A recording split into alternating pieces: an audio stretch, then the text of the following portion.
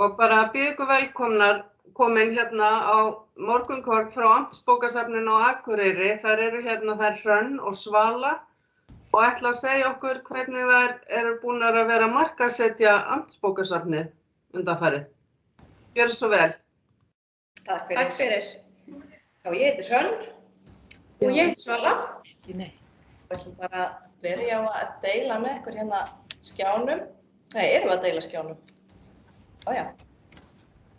Það ekki. Sjá allir. Já, gleymdum að slökkva okkur. Já, þetta er komið.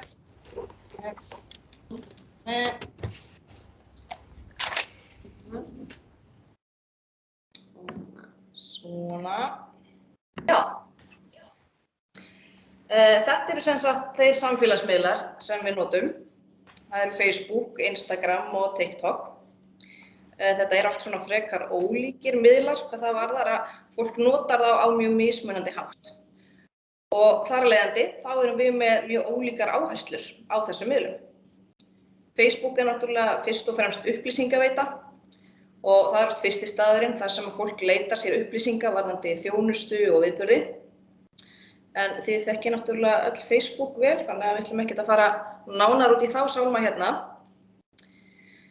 Instagram, það hefur meira afþreyingagildi en Facebook. Áherslan er fyrst og fremst á eitthvað myndrænt sem grípur augað. Og ef það vekur athygli þá náttúrulega á fólk alltaf kost á því að smella á textann fyrir neðan myndina og afla sér þannig frekar upplýsinga. En það má samt segja að Instagram sé tvíþætt. Því það er mjög ólík hugsun á bak við það sem við birtum í feed, svo í sletti, og í story. Story er til dæmis mun betur til þess fallið að auglýsa viðburði. Og bara svona afsaka það fyrirfram að við munum óhjákvæmilega sletta svo litið í þessu varðandi feed og story og slíkt. Á TikTok þar erum við síðan með enn aðrar áherslur. Miðillinn hentar ekki til þess að auglýsa viðburði vegna algoritmans. En það sem við erum að gera þar því er eiginlega best lýst sem guerrilla marketing í formi afþreyingar. Það er mjög áhugavert að skoða tölurnar á bak við fylgjendurnar hjá okkur. Ég veit ekki hvort að þið kannistu við þessar tölur hjá ykkur, en þetta er bara nákvæmlega eins og notendahópurinn okkar. Þetta er þessar konur á aldrinum 25 til 54 sem eru bæði stærsti notendahópurinn og stærsti fylgjendahópurinn á bæði Facebook og Instagram. Tölfræðin hún er aðeins öðruvísi á TikTok. Þar eru það 68% konur og 32% karla. Og þó að TikTok leyfi okkur ekki að sjá tölur yfir aldur fylgjenda, þá svona með því að skrolla í gegnum fylgjendahópinn og sjá prófílmyndirnar og notendanöfnin, sem eru oftar ekki með ártal, eitthvað eins og Jolli 2003, þá er á að giska tæplega helmingurinn undir 25 ára aldri. Og vissulega einhverjir sem að samkvæmt skilmálum TikTok eru ekki nógu gömul til að nota miðilinn, en hérna, já.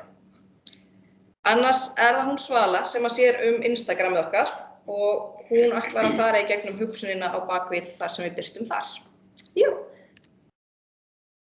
Við notum Instagram í rauninni bæði fyrir auglýsingar og almenna gleði og reynum að vera virk á þeim miðli eins og öðrum samfélagsmiðlum. Fólk skrollar mikið bara hugsunarlaust á Instagram, þannig að póstanir sem við setjum inn þurfa að vera eitthvað sem grípur augað. Fyrir nokkru gerði ég svona Instagram áætlun eða Instagram plan sem ég ætla að segja ykkur aðeins frá.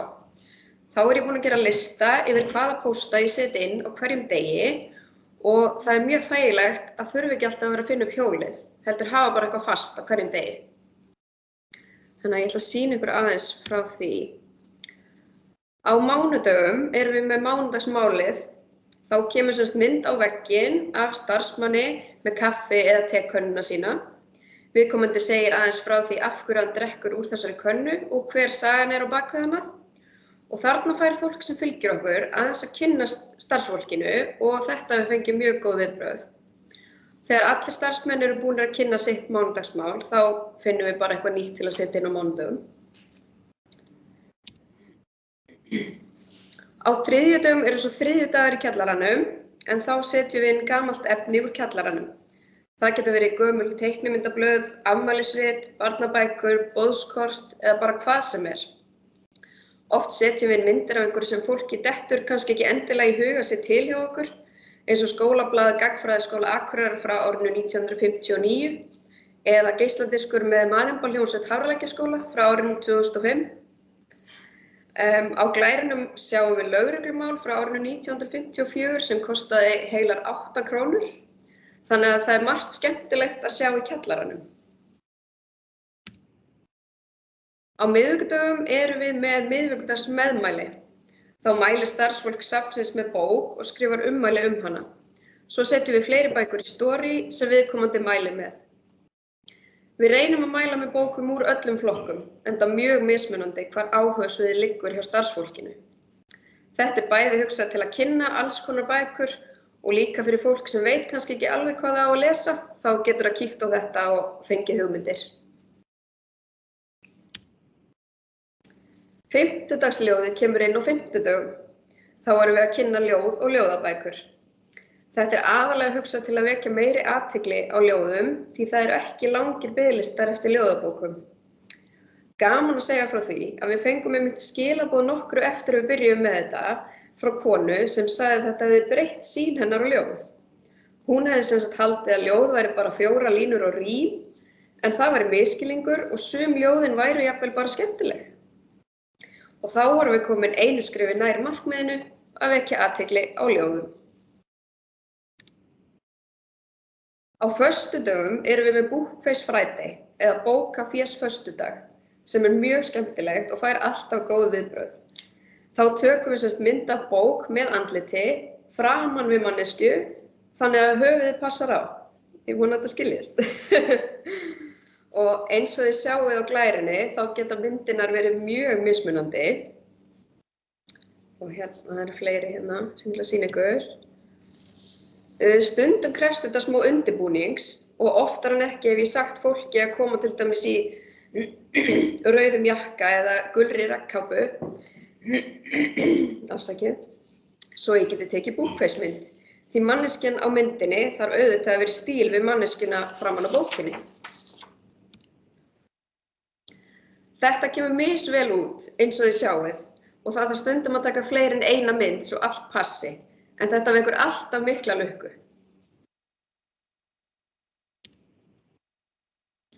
Svo er það hvað við birtum í story. Það er í raun allt annað heldur en feedið. Það er allt minna ritskoðað, enda hverfur það eftir 24 tíma. Story er notað til að auglýsa viðburði sem við erum að halda, setja myndir af nýjum bókum og oft bara til að setja eitthvað skemmtilegt á fyndið. Við höfum stundum sett kannanir og spurningar í story sem hefur gefist mjög vel. Við höfum til dæmis spurt hvaða bók er á náttborðinu hjá þér og hvaða sögupersóna myndir þú vilja vera og þá koma alltaf áhugaverð svör. Við höfum líka sett inn spurningar með 2 valmöguleikum, hvort myndir þú vilja vera Batman eða Spiderman, flestir vildu vera Spiderman, eða hvort lestu spennusögur eða ástarsögur. Einhvern tímann gerðum við könnun á því hvað fólki finnst gaman að sjá á þessum miðli og það voru langflestir sem svöruðu starfsfólkið, þannig að við höfum reynt að verða við því. Við reynum að vera dugleg að taka hópmyndir við alls konar tilefni, til dæmis á öskudaginn og bleikum degi og auðvitað þegar Liverpool vinnur ensku deildina. Við sýnum líka það sem við erum að gera bak við tjöldin, til dæmis hvernig við skráum og plöstum bók, því margir hafa ekki hugmynd hvað þarf að gera áður en að bók fer í útlán.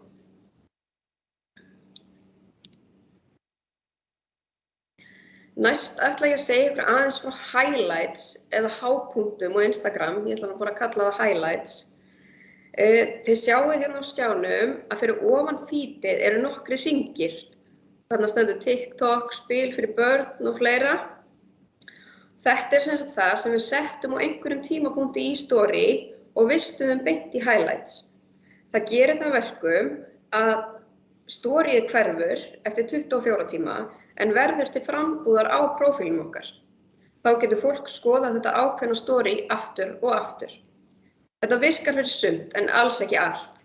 Það er til dæmis ekki sniðugt að auglýsa viðburði og setja í highlights því það er óþarfi að hafa viðburðin í highlights eftir hann hefur verið haldinn. En hins vegar er sniðugt að hafa til dæmis TikTok í highlights sem fólk getur þá skoðað aftur og vonandi skemmt sér yfir.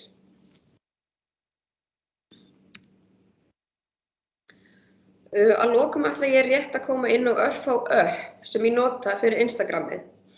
Fyrst app sem heitir Snapseed sem myndvinnslu app og það þarna græna logoið á skjánum. Ég nota það sem sagt til að vinna allar myndirnar sem fara inn og flestar sem fara í story líka.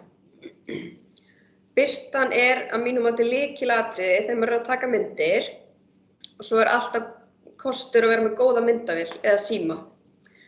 Og það þarf alls ekki að vinna myndirnar mikið ef birtan góð. En þetta aðalega svona, birta og skuggar sem ég að róta í og laga í þessu forriti. Annað app sem ég nota yfirleitt alltaf fyrir storyið heitir Unfold. Þar má sem sagt finna yfir 400 sniðmát fyrir Instagram story. Það eru bæði rammar, filterar, letur og alls konar tæki og tól til að láta storyið líta betur út. Það líka hægt að búa til nokkur sniðmát í einu eða röð af myndum og texta og setja allt inn í einu sem mjög þægilegt. Þarna sjáum þið nokkur dæmi sem ég hef gert, til dæmis auglýsing fyrir jólasögustund og myndir af ævisögum og handavinnublöðum. Og þetta svona app sem hægt að leika sér svolítið í og hægt að setja auglýsingar mjög skemmtilega upp þannig að þær grípi augað. Ég mæli mjög mikið með þessum tveimur appum, en svo eitt í viðbót sem ég langar að minnast á. Það appið Canva. Það eru líka sniðmát fyrir Instagram og Facebook og það mjög notendavænt og leiðir mann í rauninni í gegnum allt.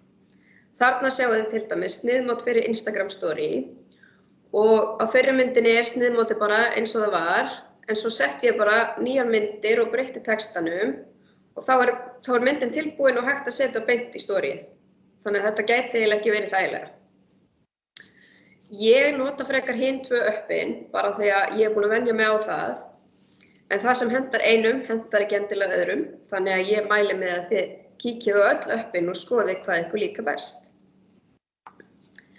Til gamans má svo geta að við höfum verið með virkt Instagram síðan árið 2017 og erum með rúmlega 1200 fylgjendur. Þannig að það tekur töluverðan tíma og þolinmæði að byggja upp stóran fylgjendahóp. Við reynum alltaf að vera á tánum og vera duglega að setja inn pósta, bæði í feedið og story, svo fólki sjá í Amtsbókasafninu bregða fyrir sem oftast á þessum miðli. Þetta var svona það helsta af Instagraminu okkar og nú ætlar Hrönn að segja ykkur aðeins frá TikTok. Ég geri ráð fyrir að flest ykkar viti hvað TikTok en fyrir þau ykkar sem ekki vita þá þetta afþreyingar- og samfélagsmiðill sem byggir á stuttum myndböndum. Flest myndböndin eru innan við 15 sekúndur á lengd en þau geta að hámarki verið 1 mínúta. Það alveg milljarður manna sem að nota þennan miðil og stærstur hluti þeirra ungmenni. En eins og vill þá gerast með samfélagsmiðla unga fólksins miðaldra fólk þar að ryðjast þarna inn og Amtsbókasafnið að sjálfsögðu dæmi það. Við erum búin að vera með TikTok í 1,5 ár. Ástæðan fyrir því að við ákváðum að hætta okkur út á þann ís tilraun til þess að ná betur til ungmenna. Ég sem sagt sé líka ungmennadeildina hjá okkur og hef gríðarlegan áhuga á því að gera bókasöfn sýnilegri fyrir þennan aldurshóp. Eins og þið sáu á tölfræðin áðan þá þetta hópur sem við erum ekki að ná til á miðlum eins og Facebook og Instagram. Fyrir það fyrsta þá Facebook orðinn hálfgerður miðaldra miðill og þrátt fyrir að mörg ungmenni séu á Instagram þá kjósa þau að fylgja ekki stofnunum eins og okkur. Og svona einhver að segja að þá á bókasafnið líka Snapchat-reikning og ég var svona búin að gæla við að reyna að koma honum á flug til þess að ná í unga fólkið.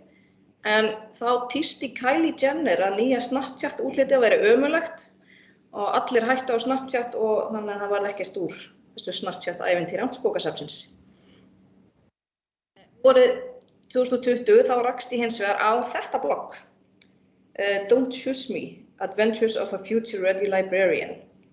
Og ef þið eruð að skoða það að búa til TikTok-reikning fyrir ykkar söfn, þá mæli ég eindregið með því að skoða þessa síðu. Þetta er sem sagt skólabókavörður í Bandaríkjunum, en hún er ein af þeim fyrstu sem að gerði TikTok-reikning fyrir bókasafn. Og hún segir að það hefði skilað sér í mun betri nýtingu á safninu. Ég var auðvitað mjög spennt fyrir þessu, en verandi á fertugsaldri þá hafði ég að sjálfsögðu enga þekkingu á þessum miðli eða hvernig ætti að bera sig að. Amtsbókasafnið datt þó heldur betur í lukkupottin því í sumarið 2020 vorum við með frábæran sumarstarfsmann, hana Þóru Kristínu, sem þá var 20. Ég bar þetta undir hana, hvort að safnið gæti ekki verið með TikTok-reikning og hún hélt nú það. Orðrétt þá sagði hún reyndar, jú, algjörlega, þið eru svo gömul að þið getið alveg verið asnalega á TikTok og það er bara fyndið. Ég gæti það hins vegar aldrei. Þannig að það er ýmislegt sem okkur hlokkast með aldrinum, það er á meðal rétturinn til þess að vera asnalega á TikTok. En hvað er TikTok? Er þetta ekki bara einhver fíflagangur? Já og nei, þetta er vissulega fíflagangur upp að einhverju marki, en það er ekki bara neitt. Í upphafi kynningarinnar sagði ég að notkun okkar á miðlunum henni væri best lýst sem guerrilla marketing í formi afþreyingar og það er eiginlega nákvæmlega þannig. Ég er í meistaranámi í upplýsingafræði og er að vinna verkefni rannsaka ungmenni og almenningsbókasöfn. Þar er ég búin að taka viðtöl við starfsmenn félagsmiðstöðva og er næst að fara að taka viðtöl við ungmenni. Miðað við þau viðtöl sem ég er búin að taka þá get ég sagt að bókasöfn eru ekki ofarlega í huga ungmenna. En það eru samfélagsmiðlar eins og TikTok hins vegar. TikTok er ólíkur öðrum miðlum hvað það varðar að þú ert ekki að skrolla niður einhverja veitu þar sem þú sérð efni frá þeim sem þú hefur valið að fylgja. Heldur er það þannig að þú opnar appið og það byrjar strax eitthvað myndband að rúlla á feedi sem að heitir For You. Og það er ekkert endilega myndband frá þeim sem að þú ert að fylgja, heldur getur að vera næstu í hvað sem er. Miðillinn er mjög fljótur að læra inn á notendur og ef þú staldrar við myndband og horfir á það til enda, þá munu fleiri myndband frá þessum aðila og öðrum svipuðum birtast aftur og aftur í For You feedinu. Algjörlega óháð því hvort þú ert að fylgja þessum aðila eða ekki. Svo ég tæki dæmi 15 ára systurdóttur mína, þá segir hún reglulega við mig, ég er alltaf að sjá ykkur á For You. Já það, segi ég. Og ertu ekki að fylgja okkur? Nei, segir hún hálfvandræðileg, enda þykir henni mjög ókúl að fylgja stofnun eins og bókasafni. Og það þýðir að jafnvel þó að ungmenni kjósi að fylgja okkur ekki á TikTok, að þá sjá þau samt myndböndin frá okkur ef þau eru nógu grípandi til þess að ungmennin horfi á þau til enda. Og þar komum við að því mikilvægasta sem að þarf að hafa í huga við TikTok. Myndböndin þurfa að fanga athyglina strax innan við fyrstu 3 sekúndunum. Því annars er viðkomandi búin að svæpa, eins og sagt er á góðri íslensku, og myndböndin fá þá minni dreifingu. Þó að systurdóttur minni þyki ekki töff að fylgja amtsbókasafninu á TikTok, þá er samt töluverður fjöldi ungmenna sem að gerir það. Í hvert sinn sem við tökum á móti skólahópum á unglinga- eða framhaldsskólastigi minnumst við á TikTok-reikningin og sumir alveg, bókasafn á TikTok, en þeim fer ört fækkandi í þeim hópi og flest segja, já, ég er alltaf að sjá ykkur. Og og þá helst tjáningar, eða tweens, sem að ættu eiginlega ekki að vera á TikTok vegna aldurstakmarka, að þau hrósa okkur í hástert þegar þau koma sjálf á bókasafnið. Og starfsfólk hefur meira segja verið stoppað út á götu og krakkar sagt, hei, ég hef séð á TikTok, þú ert að vinna á bókasafninu. Og þar með er takmarkinu eiginlega náð, að vera sýnileg á vettvangi sem ungt fólk notar. Nú veit ég ekki hvort þið voruð á landsfundunum í Hörpu 2018. En mér er mjög hugleikið það sem að Reinhardt sagði biblíótaugen, soup, salvation. Það þýðir ekkert að ná unglingunum inn og byrja svo að berja þau í hausinn með Ibsen, því þau myndu bara fara og koma aldrei aftur.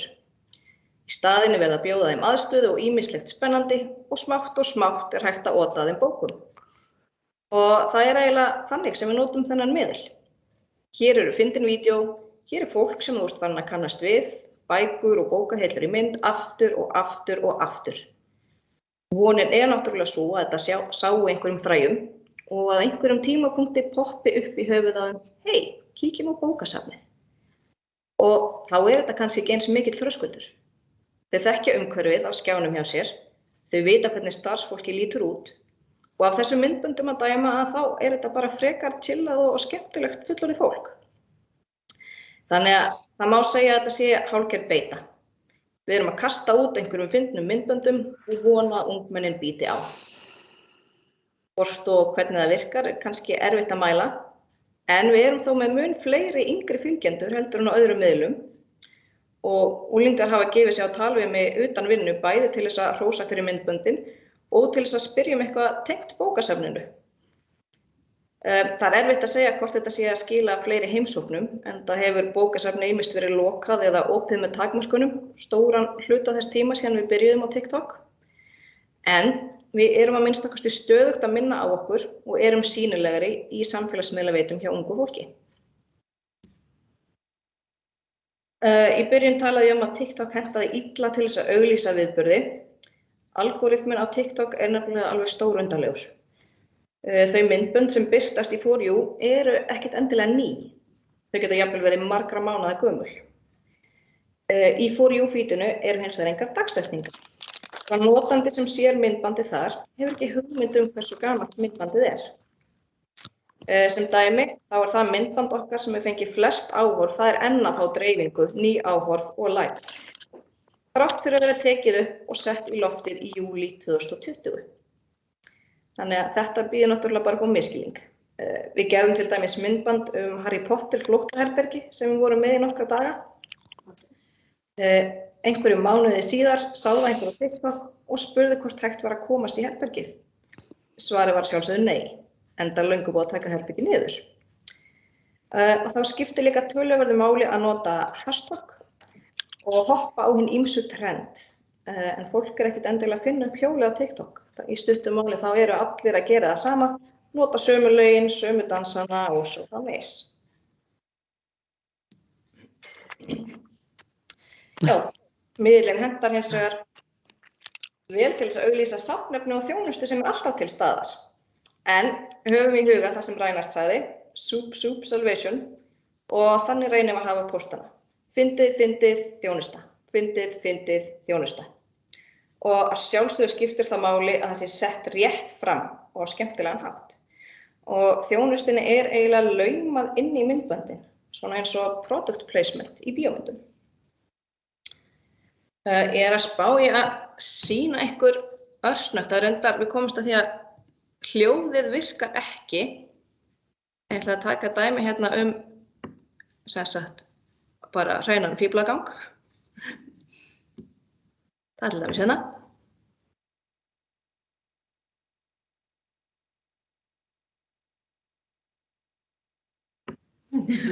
Og svo þar sem við erum í rauninni að auglýsa þjónustuna.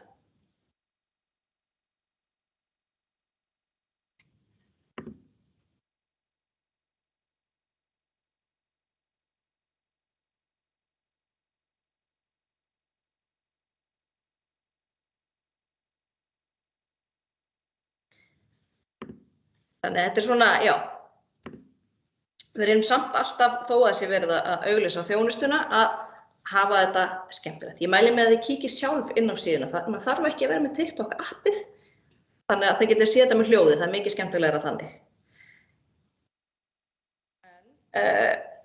Já, viðbrögðin þau láta yfirleitt ekkert á sig standa ef vel tekst til með þessar auglýsingar. Það vakti til dæmis mikla lukku þegar við birtum mangabækur í einu myndbandi. Þannig að við höfum reynt að hafa þær sýnilegar og eins nýlegar metsölubækur eins og danskvæði fugla og slöngur. Myndböndin fjalla ekki þessar bækur per se, en þær eru í forgrunni og vel sýnilegar. Fylgjendur virðast taka eftir því og kommenta ef þeim líst vel á bækurnar.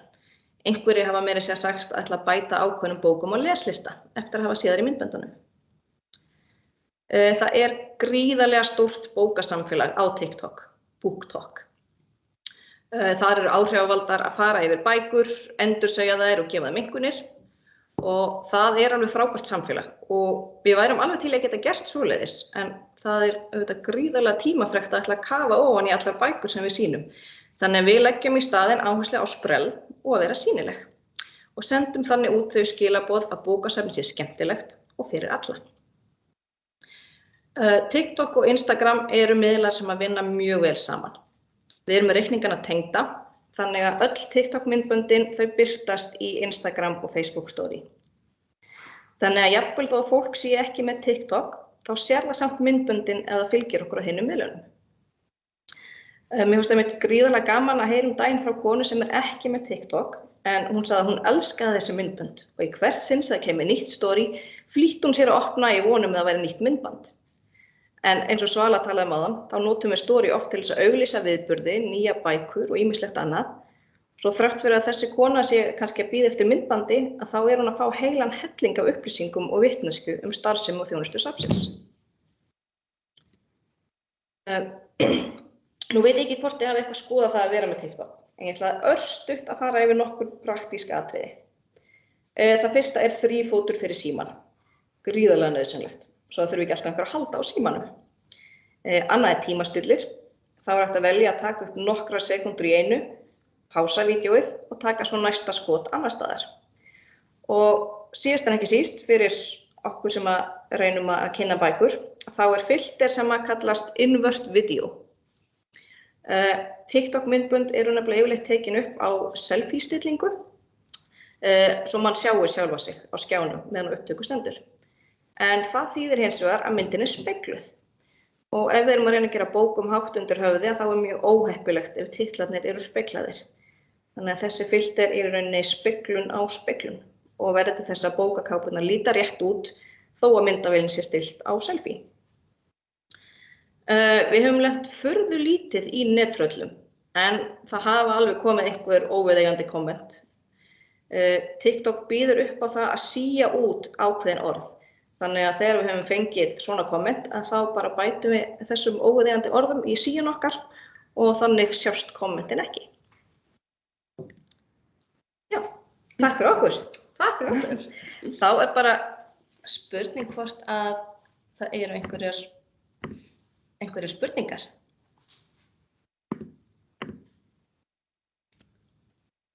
Já. Allir ennþá á mute. Já. Nei? Já, takk fyrir stelpur, þetta er bara alveg frábært. Þetta ein spurning í hug, að þið eruð að tala að vekja athygli á ljóðum, en svo náttúrulega sögðu þið að út af ástandinu þá kannski ekki að marka útlána tölur fyrir síðasta ár. En hafið þið tekið eftir að fólk sýni ljóðabókunum meiri áhuga? Ég veit það ekki alveg. Nei, en allavega fáum við annars slagi komment ljóðin og ljóðabækur og að fólk hafi áhuga á kannski að kynna sér ákveðna ljóðabók sem við setjum inn. Þannig að þetta er allavega vakið góð viðbrögð og hefur áhrif. Já, bara mjög gaman og ég hef alveg tekið eftir og finnst þetta mjög skemmtilegt og einmitt gott að fá innsýn í hvernig þið undirbjugguð þetta, þið skipulagið þetta. Þetta er ekki spur of the moment, eitthvað sem ykkur dettur í hug að morgni að setja í story, heldur er þetta mjög skipulagt og það er held ég það sem við tökum helst út úr þessu með okkur. Það þurfa að vera skipulagt.